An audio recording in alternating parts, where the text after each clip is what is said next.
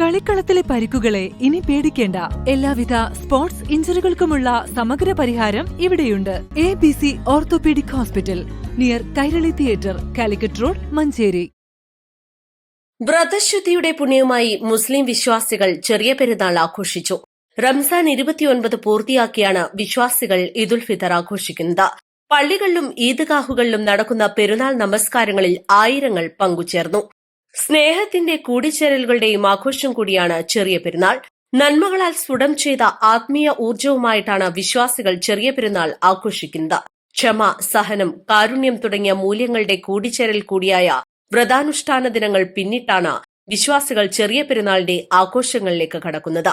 ഇല്ലാത്തവന്റെ വിശപ്പറയുന്നത് മാത്രമല്ല, വാക്കിലും പ്രവൃത്തിയിലും തെറ്റുകൾ വരാതിരിക്കാനുള്ള ജാഗ്രത കൂടിയായിരുന്നു കഴിഞ്ഞുപോയ 29 ദിനരാത്രങ്ങൾ.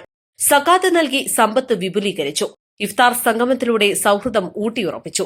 കൈകളിൽ മൈലാഞ്ചി ചോപ്പണിഞ്ഞും പുതുവസ്ത്രങ്ങൾ അണിഞ്ഞും സുഹൃത്തുക്കളെയും ബന്ധുക്കളെയും സന്ദർശിച്ചും ഇന്നത്തെ ദിവസം വിശ്വാസികൾ സമ്പന്നമാക്കി. പള്ളികളിലും ഈദ്ഗാഹുകളിലും നടക്കുന്ന പെരുന്നാൾ നമസ്കാരങ്ങളിൽ ആയിരങ്ങൾ പങ്കുചേർന്നു. മലപ്പുറം കോട്ടപ്പടിയിൽ നടന്ന ഈദ്ഗാഹിന് ശിഹാബ് പൂക്കോട്ടൂർ നേതൃത്വം നൽകി.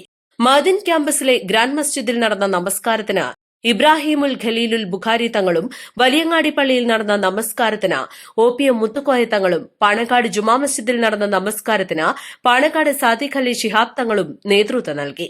ലോകത്തിലെ വിവിധ ഭാഗങ്ങളിൽ ദുരിതമനുഭവിക്കുന്നവർക്കുള്ള പ്രാർത്ഥനകളും ഐക്യദാർഢ്യവും കൂടിയായി ചെറിയ പെരുന്നാൾ. East live, Malappuram.